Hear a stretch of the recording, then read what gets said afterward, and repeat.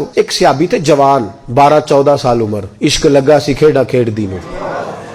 12-14 سال عمر تو ہر وقت حضور کے پاس رہتے تھے. صحابہ کہتے ہیں ہم نے سوچا ہر وقت ہی رہتا ہے. ایک دن نبی پاک صلی اللہ علیہ وسلم نے کہا ان کو ذرا بتاؤں تو صحیح ہے مجھ سے پیار کتنا کرتا ہے. صحابہ کو تجربہ کرانے کے لیے حضور نے اس سے کہا مجھ سے پیار کرتے ہو؟ اس نے کہا بیبا آپ کو پتہ ہی ہے سارا. تو حضور نے فرمایا جاؤ اپنے باپ کی گردن کاٹ کے لاؤ. کس کی؟ اوکھا جے بابا کام. ہاں اپنے باپ کی گردن کاٹ کے لاؤ. 12-14 سال عمر, چھلانگ لگائی. مسجد نبوی کے دروازے پر مولا علی شیر خدا کھڑے تھے. ان کی گردن میں تیر کمان تلوار تھی, کھینچی تلوار. اور جب دوڑے نا جذبات میں تو حضور نے فرمایا اسے پکڑ لاؤ, اس نے سچ مچ کاٹ کے لے آنی ہے. لے آؤ پکڑ کے. عاشق نزاکت جانتے ہیں. حضرت طلحہ بن برا بیمار ہو گئے. بیمار, دن میں 2 دفعہ میرے نبی تیمارداری کرنے جاتے تھے. 2 دفعہ.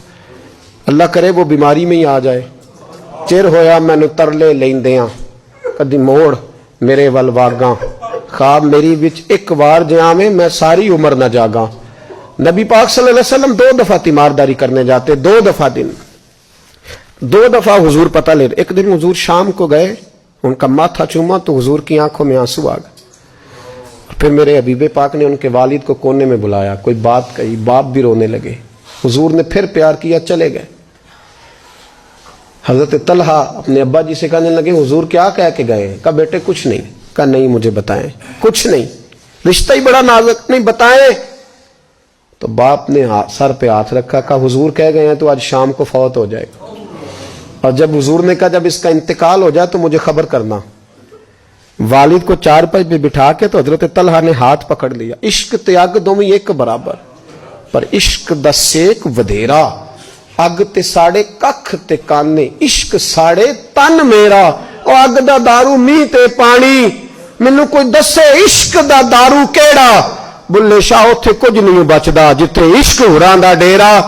ہاتھ پکڑا باپ کا اور کہنے لگے ابا جی ایک وعدہ کرو, رات کو جب میں فوت ہو جاؤں تو نبی پاک کو اطلاع نہیں دینی, خبر. کہا بیٹے حضور کہہ گئے ہیں دینی ہے, تو کہتا نہیں دینی, کیوں؟ عاشق نزاکت جانتے ہیں. اگرچہ 12-14 سال عمر تھی پر عشق پکا تھا نا, نزاکت سمجھتے تھے. کہنے لگے ابا جی جن گلیوں سے حضور نے گزر کے آنا ہے وہ یہودیوں کی گلیاں ہیں. ایسا نہ ہو میرے جنازے کی خاطر حضور گزرے اور کوئی میرے نبی کو تکلیف دے دے, اس لیے خبر نہیں کرنی مصطفیٰ کو. آپ جنازہ پڑھ کے دفنا دینا. رات کو انتقال ہوا, باپ نے جنازہ پڑھا, دفن کیا. سارا کچھ جاننے والے رسول آئے. کہا مجھے بتایا کیوں نہیں؟ عرض کی محبوبہ, کہتا تھا حضور کو تکلیف نہیں دینی, میری ذات کی خاطر تکلیف نہ دینا, نہ کوئی یہودی تکلیف نہ پہنچا دے. گلیاں یہودیوں کی ہیں, قربان جائیں. ساری دنیا روضہ رسول پہ, اور میرے رسول نے فرمایا مجھے بتاؤ اس کی قبر کہاں ہے. ساری دنیا روضہ رسول پہ, اور نبی پاک اس غلام کی قبر پہ کھڑے آنسو بہ رہے ہیں. صحابہ کہتے ہیں ہر قبر پہ دعا یہ ہوتی تھی یا اللہ قبر کشادہ کر دے, یا اللہ اس کا حساب آسان کر دے. یہاں دعا بھی انوکھی, اس کے لیے دعا بھی انوکھی, رشتہ ہی بڑا نازک ہے. میرے نبی پاک نے دعا بڑی انوکھی فرمائی. کہا اے اللہ جب میرے طلحہ کی تیرے ساتھ ملاقات ہو تو ذرا اس سے مسکرا کے ملنا, وہ تیری شان کے لائق ہے, ذرا اس سے مسکرا کے ملنا. کہتے ہیں وجد ہو گیا طاری, اس لیے کہ جو رشتہ نبی کا امتی سے ہے اور امت کا رسول سے ہے اس کی نزاکت کو صرف غلام جان سکتے. غلام جان. میں نے پچھلے جمعے بھی کہا تھا, مجھے ایک شخص کہنے لگے آپ بتیاں لگاتے ہیں, جھنڈیاں لگاتے ہیں. میں نے کہا بس نہیں چلتا, ہم تو تارے بھی لگا دیں, ہمیں ہمارا پتہ ہی نہیں. میرا دل کرتا ہے گلی گلی پھروں اور یہ نعرہ لگاؤں جان ہے عشق مصطفیٰ, روز فضو کرے خدا, جس کو ہو درد کا مزہ وہ نازے دوا اٹھائے کیوں, اور پھر کے گلی گلی تباہ ٹھوکرے سب کی کھائے کیوں. اگر دل کو یہ عقل دے خدا تو تیری گلی سے جائیں کیوں. میرے رسول پاک علیہ السلام کا حوصلہ دیکھو. حضور کعبے کا بھی کعبہ, حضور مالک, حرم کے مالک مطلق, جن کے صدقے اللہ نے کعبہ کو بیت اللہ بنایا. حاجیو آؤ شہنشاہ کا روضہ دیکھو, کعبہ تو دیکھ چکے اب کعبے کا بھی کعبہ دیکھو. حضور 1400 صحابہ کو لے کے گئے عمرہ کرنے. مقام حدیبیہ پر پہنچے تو کافروں نے روک لیا, ہم عمرہ نہیں کرتے. تو اور میں खादम और जो वारिसो मालिक है 1400 सहाबा हम नहीं उम्रा करने देते, वापस जाइए। सुलह लिखी जा रही है। सुलह की शर्तें क्या हैं? मक्के से कोई आदमी गलती से भी मदीने चला गया, मक्के का आदमी, तो मुसलमान अगर इनके जुल्म से तंग आके, मक्की मुसलमान काफिरों के जुल्म से तंग आके मदीने चला गया तो मदीने वाले वापस करेंगे।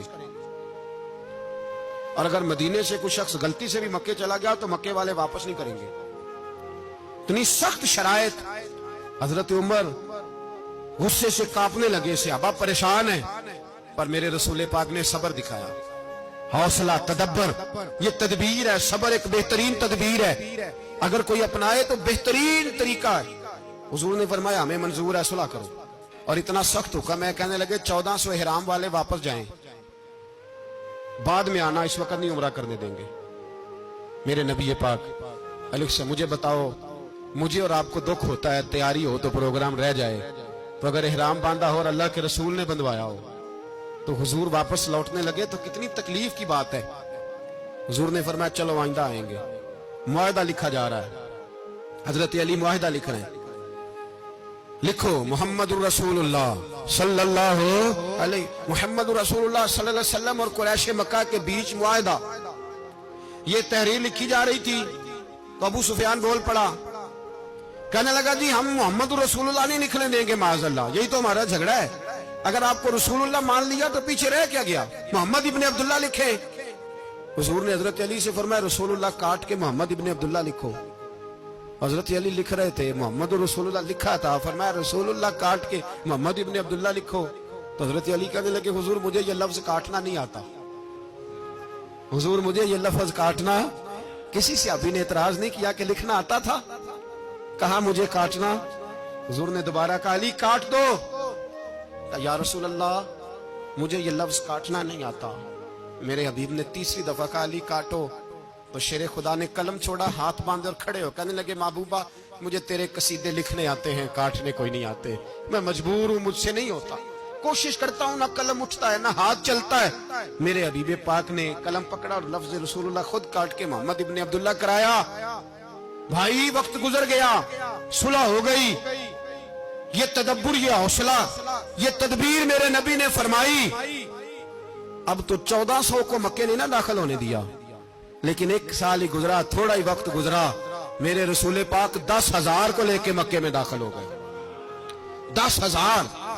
उसने फायदा दिया। हिकमत क्या थी, तदब्बुर क्या था? कुरैश रोज लड़ाई करने आ जाते थे, तबलीग ही नहीं करने देते थे। उनसे सुलह हो गई तो नबी पाक ने कैसर को खत लिखा, कैसर रूम को, हिरकल को, दूर दराज तबलीग फैल गई, मुसलमान लाख से ज्यादा हो गए, उनकी तरफ से अब वो लड़ाई बंद हो गई। मेरे हबीब पाक अलैहिस्सलाम के हौसले ने कमाल दिखाया, इस तदबीर ने फायदा दिया उम्मत मुस्लिमा को। 10,000 का लश्कर लेके हुजूर काबे में दाखिल हुए। कल जो अबू सुफियान कहते थे ना मोहम्मद रसूलुल्लाह लिखने नहीं दूंगा, आज वो खुद कह रहे थे अशहदु अल्ला इलाहा इल्लल्लाह व अशहदु अन्ना मुहम्मदर रसूलुल्लाह सल्लल्लाहु अलैहि। कल जो कह रहे थे कि मैं ये लफ्ज नहीं लिखने दूंगा, आज अबू सुफियान की हवेली में लाखों लोग, हजारों लोग बैठे थे और सारे कह रहे थे मुहम्मदुर रसूलुल्लाह, मुहम्मदुर रसूलुल्लाह, मुहम्मदुर रसूलुल्लाह सल्लल्लाहु अलैहि वसल्लम। मेरे महबूब की तदब्बुर ने, फकाहत ने, और फिर कमाल हुआ। 1400 कहां और 1,44,000 कहां, 1400 कहां और 1,44,000। 1400 को नहीं जाने दिया उम्रा करने, मेरे रसूल पाक 1,44,000 को लेके हज करने चले गए। हुजूर ने हज किया, हर तरफ लब्बैक लब्बैक की सदाएं बुलंद हुई। ये मेरे नबी पाक का तदब्बुर है, हौसला है। अगर वक्ती तौर पे हौसला कर जाओगे, दिलेरी कर जाओगे, आने वाला वक्त आसान हो जाए। मेरे नबी पाक सल्लल्लाहु तआला अलैहि वसल्लम ने ना, उस्मान बिन तलहा काबे की चाबी उनके पास होती थी। हुजूर ने एक दिन फरमाया उस्मान, अच्छा ये नहीं था कि उस्मान खास खास लोगों को चाबी काबा खोल के दिखाते थे, बल्कि उनको कुरैश की जानिब से ये हुक्म था कि जो भी तुझे कहे तूने काबे का दरवाजा खोल देना। नबी पाक अलैहिस्सलाम ने ना हिजरत से 2-4 दिन पहले कहा कि उस्मान जरा चाबी दो, मैंने काबा अंदर से देखना है। बड़े ठंडे दिल से जरा सुनना, इधर देखो मेरी तरफ, इधर देखिएगा जरा मेरे भाई। میں نے ایک بندے سے کہا یار پانی کی بوتل دینا دکاندار سے. ایک ہے اس نے کہہ دیا نہیں میرے پاس. اس بات کا کوئی غصہ؟ بولیے. اور اگر وہ کہے سارے زمانے کو ملے گی آپ کو نہیں دینی, پھر بولے میرا خیال ہے چپ کر کے ہنس کے آ جائیں گے, سوال ہی نہیں پیدا ہوتا. ہم کہیں گے مجھے نہیں نہ دینی, تو نے تو دکان اٹھا یہاں سے, بند کر اسے. کیا مطلب ہے سب کو دینی ہے تجھے نہیں دینی؟ کیا معنی ہے اس کا؟ لے کے جاؤں گا, جھگڑا ہوگا, بحث کریں گے. عثمان بن طلحہ سے حضور نے فرمایا دروازہ کھولو, کعبہ دیکھنا ہے. عثمان کہنے لگا میں ساری دنیا کو دکھاؤں گا, آپ کو نہیں دکھاؤں گا. کتنی سخت بات ہے, پر قربان جائیں رسول اللہ کے حوصلے پہ صلی اللہ علیہ. عثمان کہتے ہیں میں نے یہ بات کی تو نبی پاک مسکرانے لگے, اور میں اچھا نہیں دینی نہیں دینی. تو حضور نے نا مسکرا کے اور میری کمر پہ تھپکی دی, فرمایا اچھا یاد رکھنا یہ چابی میں تجھ سے لے لوں گا, اور جس کو میرا دل کرے گا میں اس کو دوں گا. عثمان کہتے ہیں روز رات کو نبی پاک کے یہ جملے میرے کانوں میں گونجا کرتے تھے, گونجتے تھے کہ حضور نے فرمایا. کہتے ہیں جس دن پتا چلا نا نبی پاک 10,000 کا لشکر لے کے آ رہے ہیں, تو ابو سفیان میٹنگیں کر رہے تھے, مکے کے سارے سردار تیاری کر رہے تھے, اور میرے کانوں میں ایک ہی لفظ تھا کہ حضور نے فرمایا میں چابی لے لوں گا, پھر جس کو میں چاہوں گا اسے دوں گا. عثمان کہتے ہیں حد ہو گئی, وقت گزر گیا, حضور آ گئے, طواف فرمایا, اور طواف کے بعد میرے نبی پاک علیہ السلام نے فرمایا بلاؤ نا ذرا عثمان کو. عثمان کہتے ہیں میں چابی لے کے آیا تو دوسرا جملہ کوئی نہیں. ساڈے نا کوئی بندہ مشورہ دے وے اودی نہ منیے, تے جے کام اونج ہو جے نا جن جو نے مشورہ دیتا سی تے نال ہی غوث پاک بن جاندا ہے. تینوں آکھیا سی نا فوراً ہی داتا علی اجمیری ہو جاندا ہے. وہ کہندے تینوں پتہ نہیں میں کڈا ولی اللہ, تینوں میں آکھیا سی نا انج نہ کر, اور بندہ پریشان ہوتا ہے کام الٹ ہو گیا, اور لاگوں آکھی جاندا ویکھو جی میں تے تانوں پہلو ہی آکھیا سی جی. عجیب بات ہے, شیخ چلی کی طرح پیچھے پڑ جائے گا, میں نے تو پہلے ہی کہا تھا. او بس کر یار, اب تو خواجہ معین الدین اجمیری ہو گیا, بس کرو. مشورہ ہی ہوتا ہے, کسی کا مل جاتا ہے اور کسی کا نہیں لیا جاتا. فوری طور پہ بندہ اٹھ کے نہ تو ولایت کی چوتھی سیڑھی پہ چڑھ جائے گا, کہے گا میں تو ابدال وقت ہوں, میں کتبے دورہ ہوں, میں نے تجھے کہا نہیں تھا. بس کر یار, کئی دفعہ مشورے صحیح ہوتے ہیں, کئی دفعہ صحیح. بولیے. نبی پاک صلی اللہ علیہ وسلم کی احد کے دن خواہش یہ تھی کہ اندر رہ کے لڑنا ہے. جوان سے ابا نے کہا باہر جا کے لڑائی کرنی ہے, حضور نے باہر جا کے جنگ کی. بظاہر مسلمانوں کو شکست ہوئی, حضور نے ایک دفعہ نہیں کہا کہ میں نے تمہیں کہا نہیں تھا اندر رہنا ہے, بس ہو گیا جو ہو گیا. اب اس میں فٹافٹ اگلے کو حوصلہ دو, کوئی حرج نہیں یار. نبی پاک سب بولیے صلی اللہ علیہ وسلم, میرے حبیب پاک علیہ الصلوۃ والسلام نے نا کہا عثمان کو بلاؤ. عثمان آئے تو عثمان کہتے میں نے چابی دی تو میں تیار تھا کہ اب میری بات ہوگی اور رسوائی ہوگی, لیکن کہتے ہیں قربان جائیں مصطفیٰ نے تو یہ جملہ بھی نہیں کہا کہ میں نے تجھے کہا نہیں تھا, یہ بھی نہیں کہا. حضور نے چابی لی, کعبے کے بت صاف کیے, نماز پڑھی, واپس آئے. فرمایا عثمان میرا وعدہ تھا تیرے ساتھ کہ جس کو میں چاہوں گا چابی دوں گا, یہ لو چابی میں تجھے دینا چاہتا ہوں, لے لو رکھ لو.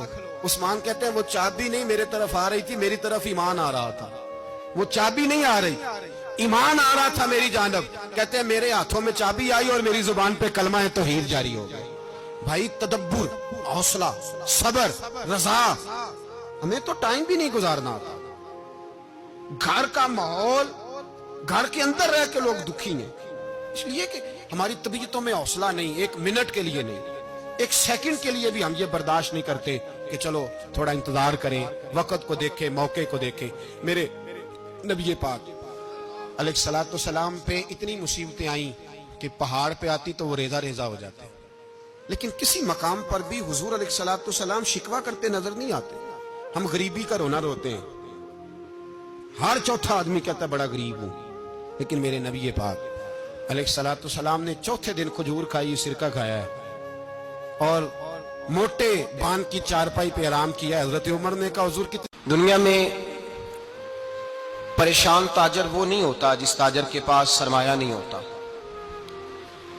زیادہ تکلیف کا معاملہ اس تاجر کا نہیں ہوتا کہ جو چھوٹے درجے کا ہوتا ہے. سب سے زیادہ کمزور تاجر وہ ہوتا ہے جس پر لوگ اعتبار نہیں کرتے, جس کا مارکیٹ میں اعتبار اٹھ جائے, اعتماد اٹھ جائے, اس کی تجارت ٹھپ ہو جاتی ہے. لوگ کہتے ہیں یار یہ ٹھیک نہیں بندہ, اعتماد بنانا اور اعتبار قائم کرنا یہ دنیاوی طور پر کامیابی کی علامت ہے۔ یاد رکھیں اگر اعتبار نہ ہو تو گھر نہیں چلتا، تو اگر اللہ رسول پر یقین کامل نہ ہو تو پھر بندہ مسجد نہیں آ سکتا، پھر اس کا دین نہیں چلتا، پھر اس کے لیے مشکل ہے نماز، پھر اس کے لیے مشکل ہے راہ خدا میں خرچ کرنا۔ جب یقین کامل نصیب ہوتا ہے، اعتماد کی دولت اللہ دیتا ہے، جب انسان کو یہ انشراح صدر ہو جاتا ہے کہ میری نجات خدا کے حکم میں ہے اور رسول اللہ کے قدموں میں ہے، جب اسے یہ انشراح حاصل ہوتا ہے تو پھر نماز کا لطف آتا ہے۔ غور کیجئے کیا جملہ کہہ دیا میں نے، پھر اسے نماز کا پھر اسے نماز بوجھ نہیں بلکہ نماز نہ پڑھے تو اس پر بوجھ ہوتا ہے، پھر قرآن مجید اس کی روح کا ساتھی ہو جاتا ہے، پھر عبادات، تقوی، پرہیزگاری، پھر وہ ایک سنت کے چھوٹنے پر پریشان رہتا ہے جب یقین کی دولت نصیب ہوتی ہے۔ قرآن مجید فرقان حمید نے کہا ایمان لاؤ تو پھر ایمان پہ ڈٹ جاؤ، مسلمان بنو تو پھر اسلام پر، پھر یہ جو کمزوری ہے نا، یہ دیکھتے ہیں، کرتے ہیں، چلتے ہیں، ابھی کل ابھی پرسوں بہانے ہیلے، ابھی میں نماز شروع کرتا ہوں دیکھتا ہوں لا الہ الا اللہ محمد الرسول اللہ صلی اللہ علیہ، جب کسی نے کلمہ پڑھا تو اس پر پورا دین ضروری ہے، پورا۔ اب وہ یہ نہیں کہہ سکتا کہ تھوڑا تھوڑا کر کے آؤں گا۔ یقین کی دولت نعمت ہے۔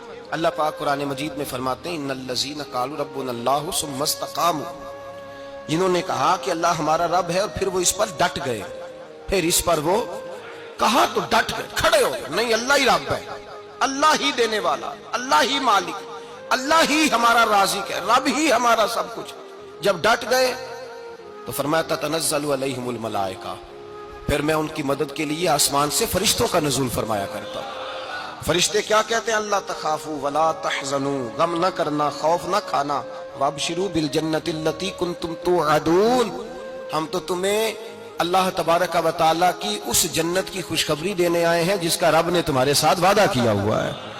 پھر فرشتوں کا نزول ہوتا ہے، لیکن شرط کیا ہے کہ ایمان لائے، اور پھر ایمان پر پھر یہ نہ سوچے کہ وہ کس طرح دے گا، وہ کیسے عطا کرے گا، وہ میری مدد کس طرح کرے گا، نظام کیسے چلے، ڈٹ جائے کہے میرے اللہ کا حکم ہے تو میں نے حلال ہی کھانا ہے، میرے رب کا حکم ہے تو میں نے تھوڑے پہ گزارا کرنا ہے، میرے مالک کا حکم ہے تو میں نے اپنی جیب دیکھنی ہے، دوسرے کی نہیں دیکھنی، میرے رب کا حکم ہے تو میں نے اس کی اطاعت میں رہنا۔ جب ڈٹ جائے گا اللہ کے احکامات پر، جب ڈٹ جائے گا تو اللہ فرماتا ہے پھر میں تیری مدد کے لیے فرشتوں کا نزول کروں گا۔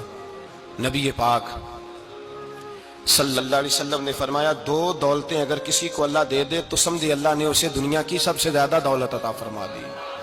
دو دولتیں، دو قسم کا مال اگر اللہ کسی کو دے دے، دو قسم۔ یا رسول اللہ صلی اللہ علیہ وسلم وہ دولت کون سی ہے؟ تو حضور نے یہ نہیں فرمایا کہ اگر اللہ تبارک و تعالیٰ اسے سونا دے دے، چاندی دے دے، پیسے دے دے، جائیداد دے دے، اولاد دے دے، یہ نہیں۔ دیکھیے حضور نے دولت کس کو کہا؟ نبی پاک فرماتے ہیں دو قسم کا سرمایہ جس کو ملا اسے کائنات کی ہر نعمت مل گئی، اور حضور نے فرمایا میں اپنے غلاموں کو نصیحت کرتا ہوں یہ دو دولتیں ایسی ہیں جو اللہ سے مانگا کریں، صبح و شام رب کریم سے ان دو پیسوں کا، سرمایے کا، اس خزانے کا سوال کریں، یہ مل گئے تو تمہیں ہر شے مل گئی۔ یا رسول اللہ وہ کون کون سی چیزیں ہیں؟ فرمایا ایک جس شخص کو اللہ نے معاف کرنے کی دولت عطا کر دی، جو معاف کرنے لگ گیا، جس کی طبیعت میں درگزر آ گیا، جو معاف کرنے لگا، غلطیاں معاف کرنے لگا، جس کو ایک دولت یہ مل گئی، اور دوسرا میرے مصطفیٰ نے فرمایا جسے اللہ نے یقین کی دولت عطا فرما دی۔ جس کو یہ دو دولتیں مل جائیں، ایک درگزر کرنا، دوسرا رب رسول پہ یقین کامل رکھنا، اسے کائنات کی ہر شے مل گئی۔ میرے نبی پاک نے فرمایا جب بھی دعا مانگو خدا سے یہ دو نعمتیں مانگا کرو، عرض کیا کرو اے اللہ درگزر کی دولت عطا فرما، اے اللہ تو ہمیں یقین کی دولت عطا فرما، ایمان کی قوت اور پختگی نصیب فرما۔ میرے بھائی حضور نے فرمایا مانگ کے لو۔ کمزور ایمان والا شخص کسی کام کا نہیں ہوتا۔ جس آدمی کے ذہن میں شک کا بیج ایک دفعہ جنم لیتا ہے وہ آدمی تو غلام سے بدتر ہے۔ بے کیف سجدہ، روٹھی روٹھی سی عبادت، اس کی زندگی کیفیات سے خالی ہے۔ جس شخص کو پتہ چل جائے نا لوگ میرے مخالف ہیں، اس کا تو سجن رہتا ہی کوئی نہیں۔ اصل بات یہ ہوتی ہے کہ یہاں سوچ بیٹھا ہے کہ دنیا میرے خلاف ہے، یہاں مخالفت یہاں بیٹھ گئی ہے، دو بندے باتیں کر رہے ہیں تو پریشان ہے، میرے خلاف ہی لگے ہوئے ہیں، میری بات ہو رہی ہے، کیونکہ اصل تکلیف کہاں ہے؟ اور اگر یہاں یقین کامل ہو گیا نا کہ سارے مجھ سے پیار ہی کرتے ہیں، تو پھر دو بندوں کو بات کرتا دیکھیں گے تو یہی سوچے گا میری تعریفیں کر رہے تھے، کہہ رہے تھے کیا ہی بات ہے اس کی۔ او بھائی یاد رکھیں، یہاں اپنے آپ کو اطمینان دیں، یقین کی دولت دیں، قرار کی دولت دیں، سکون کی دولت دیں، یقین، اطمینان۔ اگر آپ کو ایمان اور یقین حاصل ہو تو پھر دعا کریں اللہ اس پر استقامت عطا فرمائے، پھر اس پہ ڈٹ جائے۔ نبی پاک صلی اللہ علیہ وسلم نے فرمایا میں اس بات کا خوف نہیں کرتا کہ میری امت کمزور ہو جائے گی، اس بات کا ڈر نہیں کہ پیسے ختم ہو جائیں، نہ یہ خوف ہے کہ بھوکی مرے گی۔ حضور کس بات کا خوف ہے؟ تو نبی پاک نے فرمایا خوف یہ ہے کہ ان کا یقین کمزور ہو جائے گا، ان کا یقین۔ بخاری مسلم میں میرے مصطفیٰ نے فرمایا ہے کہ جو جمعے والے دن سب سے پہلے آئے گا اس کے نبی کا وعدہ ہے اللہ اسے اپنے رستے میں اونٹ خیرات کرنے کا ثواب عطا فرمائے گا۔ یہ ہے حضور کی زبان پر اعتبار، یہ ہے اللہ کے وعدے پر اعتبار، اللہ کے وعدے پر اعتبار۔ او میرے بھائی، اگر تجھے کہہ دیا میری طرح کے ایک نکمے آدمی نے کہ یہاں اونٹ بندھا ہوا ہے، وہ رات گیا نہیں ادھر ہی رہا ہے، اور اگر تجھے آمنہ کے لال نے کہا کہ اونٹ ملے گا، اگر تجھے حضرت ختیجہ کے سرتاج کہتے ہیں اونٹ ملے گا، میری طرح کو تو پتہ نہیں کتنے لوگ ہیں کیا کچھ کہہ جاتے ہیں۔ مصطفیٰ کا تو فرمان یہ ہے کہ اللہ کائنات کے اصول بدل دیتا ہے، مصطفیٰ کی بات پوری کر دیتا ہے۔ یقین تو کر اس محبوب کی بات پر، ساڈے نبی دی زبان ساڈے واسطے، یقین کی کمی آ گئی، تیرے رسول کا وعدہ ہے تو آ جا۔ اور دیکھیں جن کو یقین تھا ان کا رنگ ہی نرالا تھا۔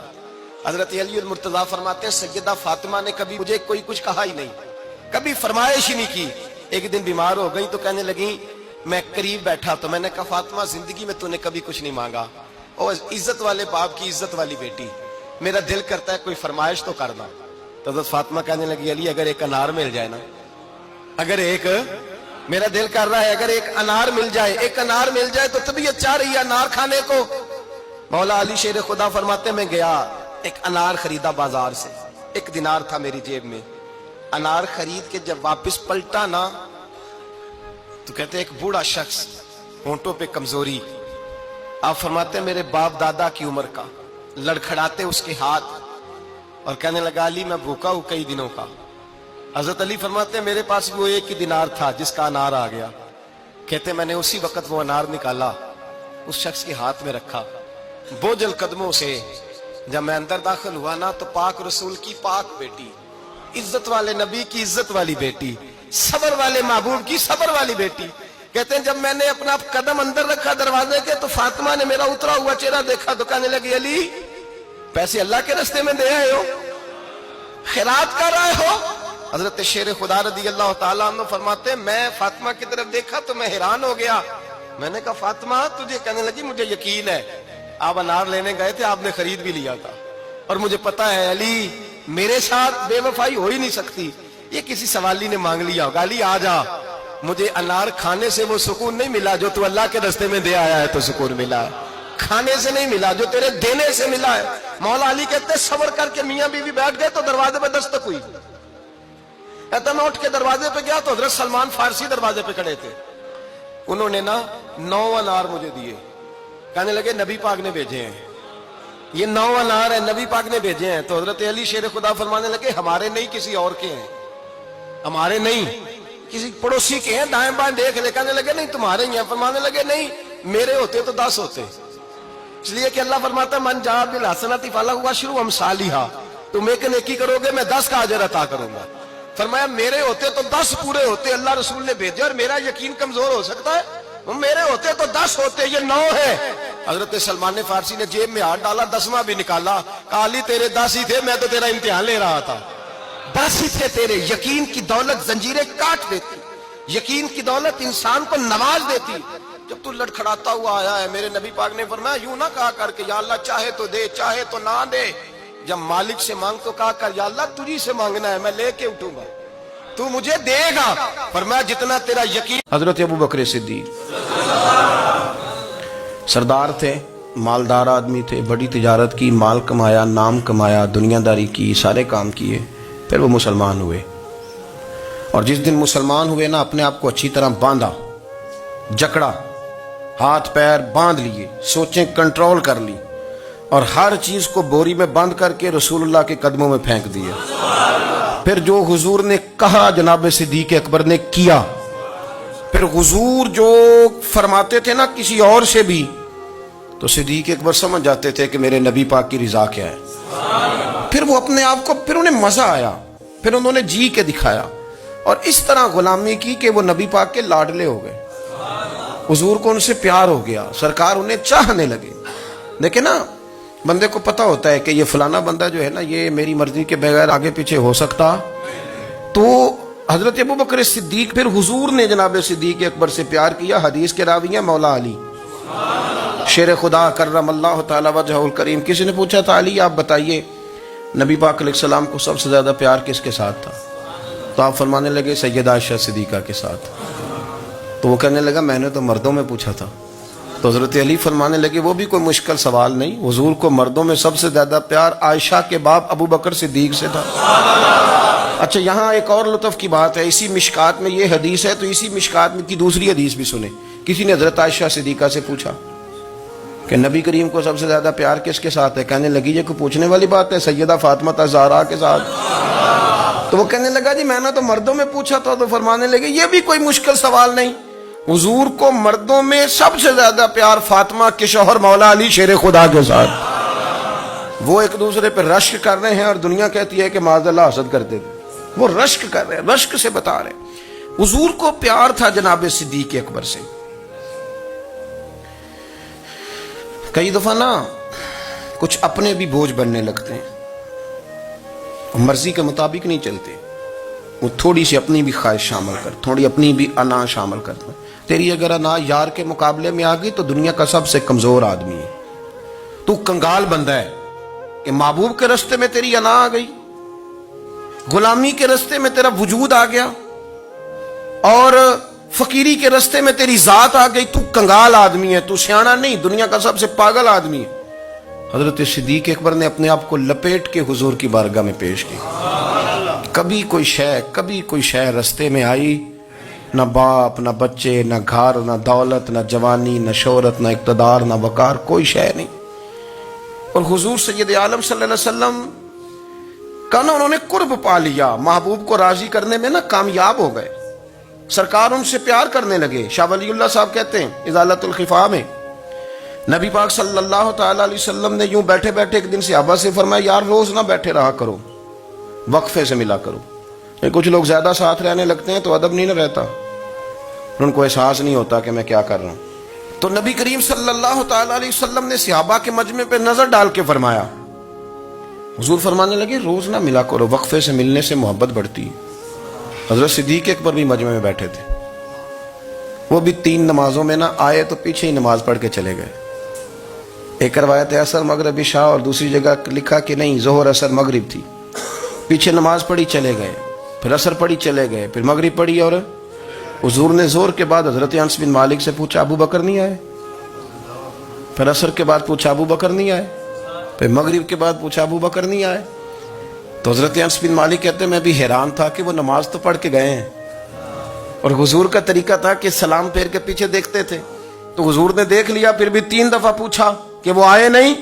سمجھے میری بات کو, حضور فرما رہے ہیں نماز پڑھنے تو ساری دنیا ہی آتی ہے, وہ تو اسپیشل آیا کرتا تھا, وہ آئے نہیں جناب صدیق اکبر.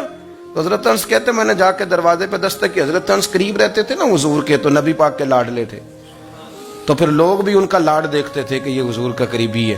وہ کہتے میں نے دروازے پہ دستک دی تو حضرت ابو بکر صدیق فرمانے لگے کیسے آئے ہو؟ میں نے کہا یار آپ چنگے سیانے بندے. حضور نے 3 دفعہ پوچھا ہے, 3 دفعہ پوچھا ہے. تو حضرت سیدنا ابو بکر صدیق دوڑے آئے, حضور حکم ہو. نبی کریم نے فرمایا یار سارا دن تو نظر ہی نہیں آیا, تو کدھر تھا تو؟ سارا دن ملا ہی نہیں. اللہ کرے آپ کے اس جملے کے حسن کی سمجھ آئے. آپ دیکھیں جو چاشنی یہاں ٹپک رہی ہے, جو وقار یہاں ٹپک رہا ہے, ذرا اس کا مزاج تو دیکھیں. اور یار تو نظر ہی نہیں آیا سارا دن. تو حضرت صدیق اکبر کہتے ہیں کوئی بات بھی نہیں تھی پر میں رو پڑا. میں نے کہا حضور آپ نے تو فرمایا تھا کہ ذرا وقفے سے ملا کرو, محبت بڑھتی ہے. تو حضور فرمانے لگے ابو بکر میں نے کہا تھا پر تجھے تو نہیں نہ کہا تھا, تو کوئی اور تھے جن کو کہا تھا, تجھے تھوڑا کہا تھا. اور اتنے بڑے جملے نہیں ملیں گے.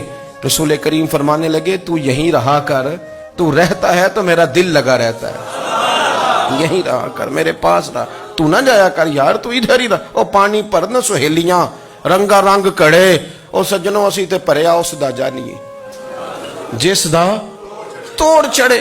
آپ ذرا اس لطف کو آپ دیکھیں, اس ذائقے کو. میرا دل کرتا ہے کہ میں یہ حدیث نہ لوگوں کی روحوں تک اتار دوں. حضور فرماتے ہیں میں نے جس کے سامنے دین پیش کیا اس نے دلیل مانگی. وہ بھی کوئی اپنا ہے جو اپنوں سے دلیلیں مانگے, وضاحتیں مانگے, یہ کیسے تھا تو وہ کیسے تھا, تو یہ چیز کدھر سے آئی تو وہ کدھر گئی. آپ اپنوں سے دلیلیں مانگ رہے ہیں, آپ اپنوں سے اپنوں کو کٹہروں میں کھڑا کیا. حضور یہ نہیں فرماتے کہ دلیل تھی کوئی نہیں, فرمایا جس نے مانگی میں نے دی دلیل, اور لوگ دلیل دیکھ کے مسلمان ہوئے. حضور فرماتے ہیں لوگوں سنو یہ میرا ابو بکر ہے, میں نے اسے کہا کلمہ پڑھ لے, اس نے دلیل ہی کوئی نہیں مانگی, فوراً ہی کلمہ پڑھ کے مسلمان. یہ احساس ہے.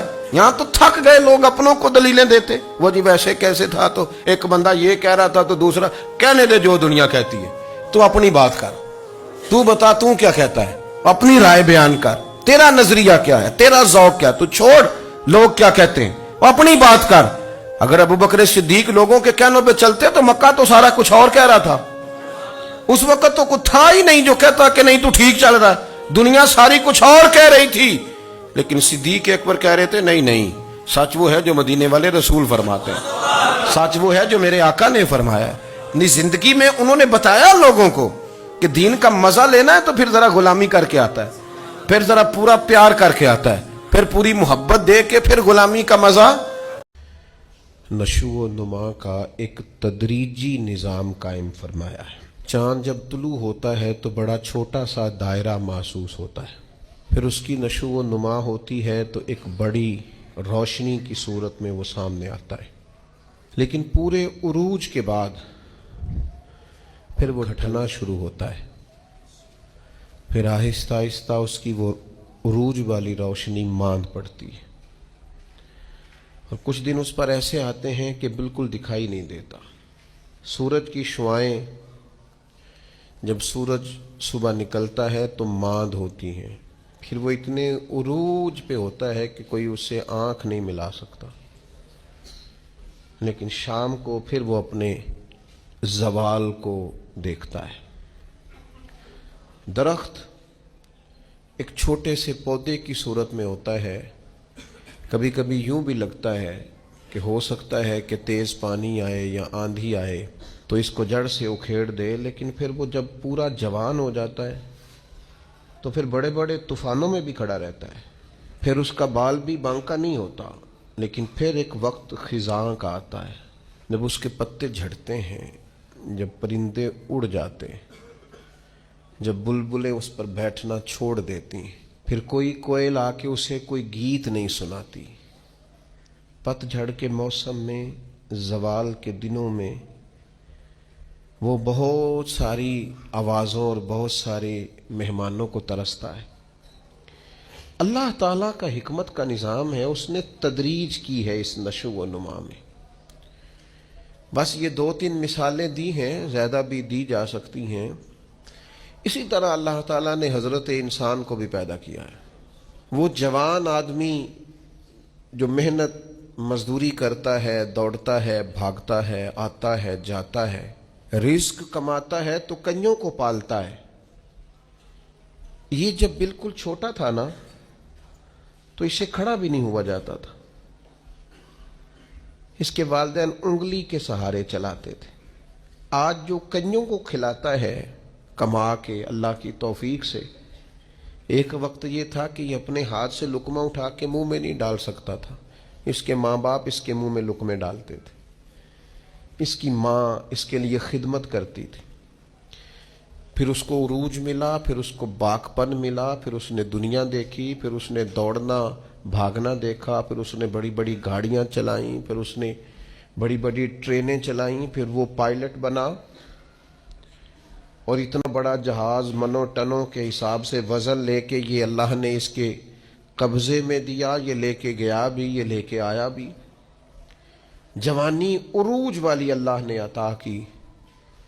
لیکن پھر وقت ڈھلا, پھر واپسی شروع ہوئی, کالے بال سفید ہوئے, سیدھی कमर टेढ़ी होने लगी, उठते हुए घुटनों में दर्द रहने लगा। ये अल्लाह का तदरीजी निज़ाम है। जवानी के बाद बुढ़ापा आया, लेकिन तकलीफ वाला मामला ये है कि वही शख्स जिस तरह अल्लाह माशाअल्लाह जवानी में खुद भूल गया था कि मुझ पर कभी बचपन भी था, मैं कभी कमज़ोर भी था। हल अता अलल इंसानीहीनुम मिनद्दहरी लम यकुन शय्यम मज़कूरा।